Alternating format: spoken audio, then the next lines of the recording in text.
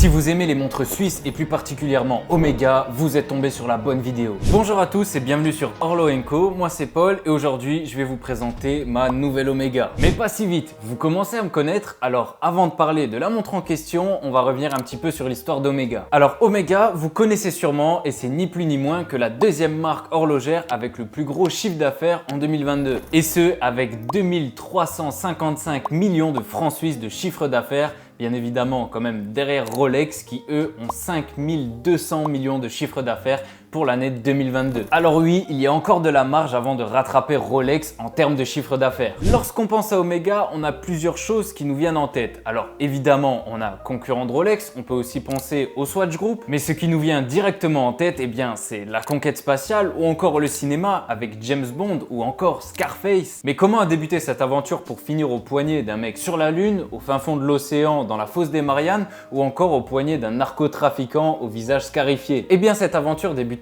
en 1848 et ouais, ça commence à dater lorsqu'un horloger du nom de Louis Brandt décida d'ouvrir un comptoir d'établissage. La première pierre était posée, mais malheureusement Louis Brandt n'eut pas le temps de contempler l'empire qu'allait devenir Omega puisqu'il décéda en 1879. Et malheureusement pour lui, son nom de famille Brandt de nos jours fait plus référence à une marque d'électroménager plutôt qu'au nom d'un célèbre fondateur d'une marque horlogère Omega. Mais à ses débuts, la marque ne s'appelait pas encore Omega, cela viendra un petit peu après, donc en 1894, et ce nom est tiré du nom d'un calibre, le calibre 19 lignes Omega. Ce mouvement était assez révolutionnaire puisqu'il était produit en série et chacune des pièces était facilement interchangeable, donc n'importe quel horloger pouvait réparer votre garde-temps. Plus besoin d'aller voir Patrick en haut de sa montagne. Et ouais, ça c'est pratique. Mais qu'est-ce que veut dire réellement Omega? Eh bien c'est la dernière lettre de l'alphabet grec et l'Oméga représente la perfection, la fin d'un cycle pour le commencement d'un nouveau. Et si ça c'est pas poétique?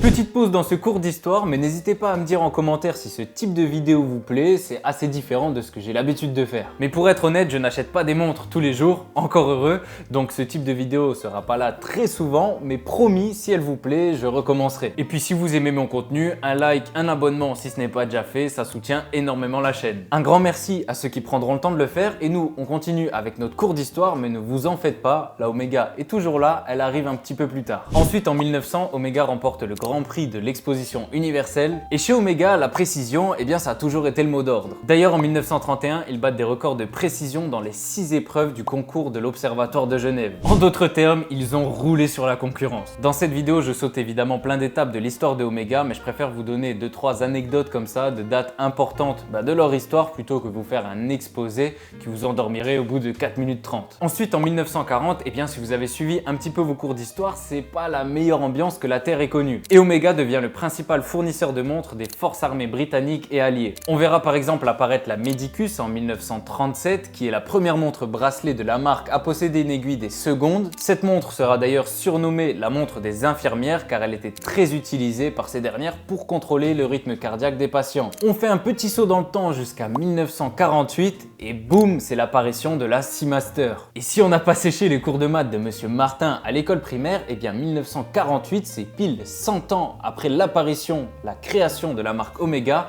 et ça c'est beau. Ensuite en 52, on a la première Constellation. En 57, on a la Speedmaster, la Seamaster 300, la Railmaster, autrement dit 3 légendes. En 1967, on a la naissance de la Deville, bien qu'on retrouvait déjà cette annotation sur des cadrans Omega avant 1967, elle était toujours située en dessous de la mention Seamaster. Donc en 1967, Omega décide de créer une famille de montres à part. Et personnellement, j'aime beaucoup les Deville, mais peut-être qu'on en reparlera un petit peu plus tard dans la vidéo, si vous voyez ce que je veux dire. Bon, après 1969, on a Apollo 11 avec la première montre sur la Lune, la célèbre Speedmaster surnommée la Moonwatch. On ne va pas s'attarder sur cette histoire, c'est assez connu. Bon, après avoir conquis l'espace, il était temps de s'attaquer aux profondeurs de notre planète. Et c'est en 2019 que la Omega Seamaster Planète Océan Ultra Deep Professionnal est descendue jusqu'à 10 925 mètres dans la fosse des Mariannes, battant ainsi le record détenue jusqu'alors par Rolex. Voilà pour la petite histoire, j'ai sauté plein d'étapes de leur parcours, mais si l'histoire complète vous intéresse, elle est facilement trouvable sur internet. Bon, il est venu l'heure de vous révéler ce que j'ai acheté. Vous me connaissez, ce n'est sûrement pas un ultra deep, je suis fan de vintage, j'ai déjà en ma possession une Omega Seamaster automatique Day-Date. Alors comme certains l'auront deviné, je suis resté sur du vintage de la même année que ma Seamaster avec une Omega Deville 111-0-118. Alors là pour moi c'est une pépite. Je sais d'avance qu'elle ne plaira pas à tout le monde, mais moi je l'adore. Elle est dans un état incroyable, pas de rayures, boîte d'origine, verre d'origine et surtout bracelet d'origine. C'est juste incroyable. Dites-vous qu'elle date de 1979, donc elle a 45 ans, j'en ai 21 et elle est en meilleur état que moi. On va parler des specs, ne vous en faites pas, mais juste avant on va revenir un petit peu sur la Deville. Alors comme je vous l'ai dit précédemment, il y a une période où la Deville était liée à la Seamaster. C'est-à-dire que quand une Deville sortait, c'était une Seamaster Deville. Et en 67, la Deville a pris son indépendance pour former une gamme de montres à part qui, comme son nom l'indique,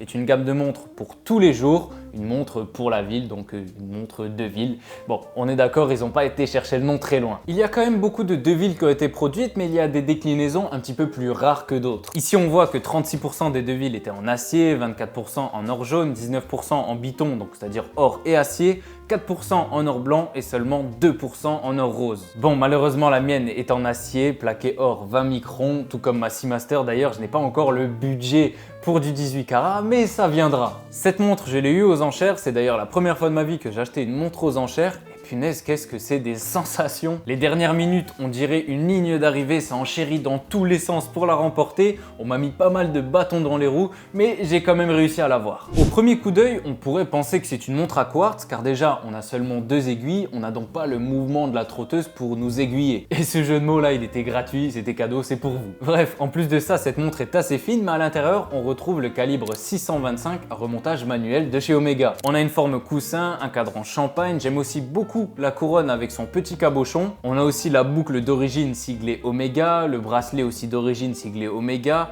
Là, on remarque tout de suite qu'elle n'a pas beaucoup été portée. Pour ce qui est des dimensions, on est à 31 mm de diamètre et oui, c'est pas beaucoup, mais ça renforce vraiment le côté vintage que moi j'adore. Pour l'épaisseur, on est à seulement 6 mm, merci le calibre remontage manuel. Pour le corne à corne, on a 38 mm et pour l'étanchéité, eh bien, zéro, il faut la garder bien au sec celle-là. On a de très jolies aiguilles noires, on n'a pas de matière luminescente, en global c'est une montre très simple, très discrète et c'est exactement ce que je recherchais. Et avec cette montre, je reviens un petit peu à mes premiers amours. Au début, je préférais vraiment les montres sur bracelet cuir.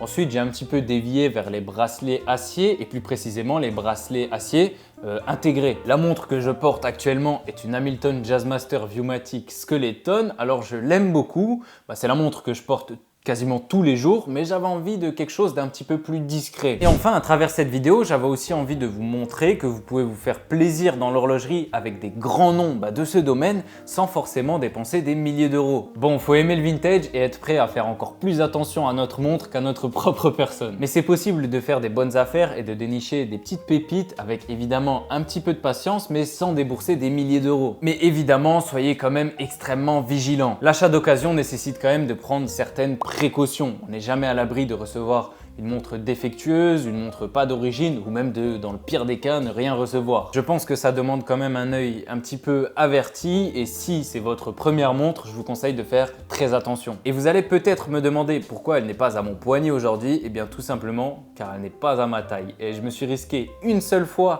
à faire un trou dans un bracelet cuir moi-même, à l'Opinel si vous voulez savoir. Ça s'est mal fini, donc là j'ai pas trop envie d'abîmer un bracelet d'origine.